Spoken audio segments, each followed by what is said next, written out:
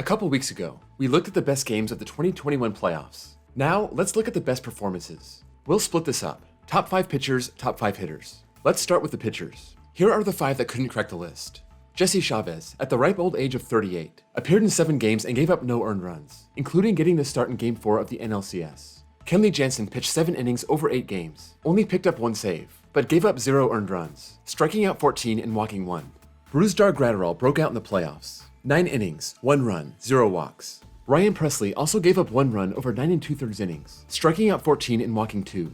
Lance McCullers Jr. started 2 games before he got hurt, but only gave up 1 run over those 10 2/3 innings. Finally, Kendall Graveman appeared in 9 games, tossed 11 innings, and only gave up 2 runs. Number 5. Logan Webb. It's tough for guys to crack the list when they only appeared in 1 series, but Logan Webb was so good in his 2 starts that he deserves it.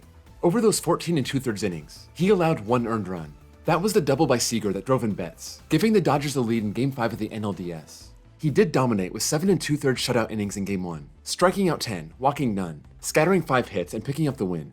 His no decision in Game 5 was also good enough for a win. 7 innings, 4 hits, 1 walk, 7 strikeouts. The Giants may have found themselves the next Bumgarner. Number 4. Phil Maton. He went totally under the radar, but he came into 12 Astros games and he was great. He only gave up 1 run in 12 1/3 innings, a game the Astros got blown out anyway.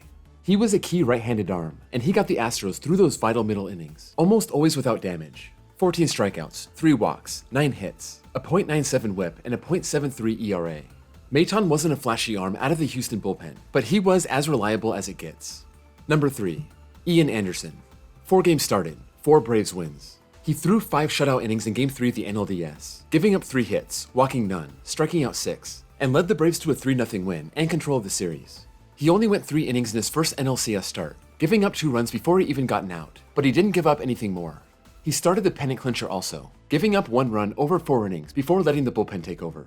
His best performance came in Game 3 of the World Series. The Astros bats just exploded in Game 2, and he shut them back down. He walked 3, but gave up no hits and no runs. And once again, 5 shutout innings from Ian Anderson led to a pivotal win with the series tied 1-1. In the end, he pitched 17 innings and had a 1.59 ERA. Number 2. Tyler Matzek. Everyone remembers what he did in Game 6 against the Dodgers.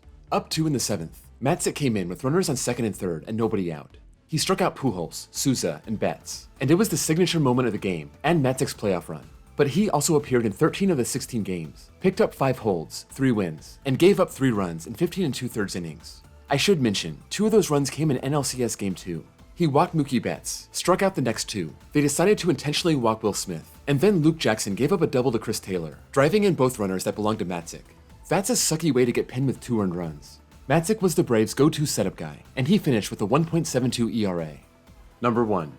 Will Smith. The key to any good playoff run is a reliable closer. The Braves won 11 games during the playoffs, and Will Smith pitched the 9th inning for every single one of those wins. He gave up nothing. 11 games, 11 innings, 0 runs. He got the save in all 3 wins against the Brewers, got the win in both walk-off wins, Game 1 and 2 of the NLCS, and also got the save in the Game 6 clincher against the Dodgers. And then he shut the door on the Astros 4 times. 2 of those were close enough to earn a save. That's as good and as clean as it gets. Will Smith had the best pitching performance of the 2021 playoffs. Now for the hitters, and let's look at the 5 that just missed. Jose Altuve only hit .209, but he did launch 5 homers, including the important game-tying blast in Game 4 of the ALCS, essentially saving the Astros season. Cody Bellinger had an awful regular season, but he came alive in October, hitting .353 and getting 2 huge hits, one against the Giants in Game 5 and the other against the Braves in Game 3.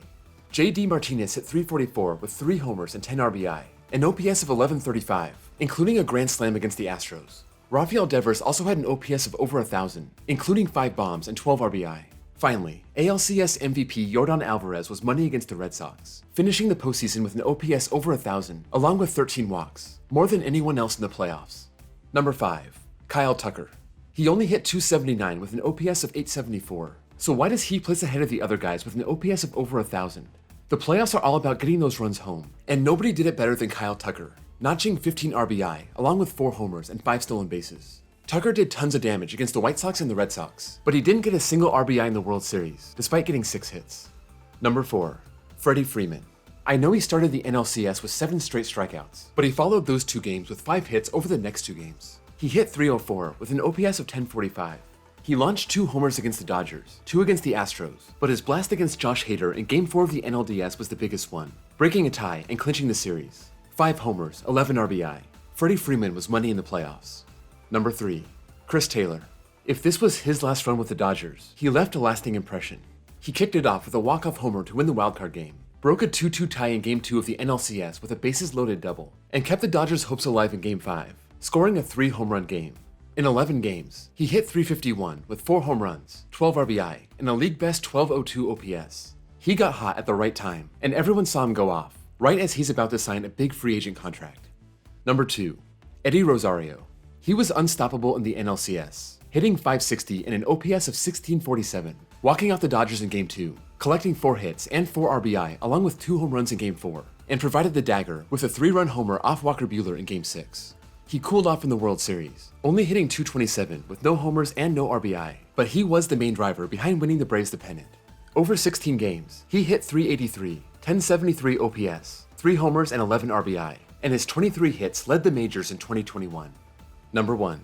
KIKE Hernandez. No, he didn't make it to the World Series, but he was masterful in his 11 games. A batting average of .408, 1260 OPS, 5 homers, 9 RBI. There was a point where he had 7 straight hits, and his 8 hits in back-to-back games is a record. The Red Sox had to have Game 2 of the ALDS to avoid a 2-0 hole, and all he did was go 5 for 6, 3 doubles, a homer, and 3 RBI. 3 more hits in Game 3, including another homer and 2 more RBI. And for good measure, he drove in the series-winning run the next day. He didn't slow down against Houston. In a Game 1 loss, he went 4 for 5 with 2 more home runs. He came back to planet Earth over the next 5 games, but he was still really good, hitting 1 more home run, collecting 1 more RBI, and hitting .286. Just like KIKE, the Red Sox really cooled off over the last 3 games. The team only scored 3 runs total, and KIKE was 2 for 13. Nobody else who played more than 5 games hit .400, and I think he was the best playoff hitter in 2021. Those are my picks for my top 5 pitchers and hitters. Let me know where you agree or disagree, who you feel was left off, and who you might move around. Sound off in the comments below. Before you go, if you can drop this video a like, I would really appreciate it. It helps out with the YouTube algorithm. Also, if you're new here, give me a sub. I post videos every week with content just like this. Thank you all for watching, and I'll see you all next time.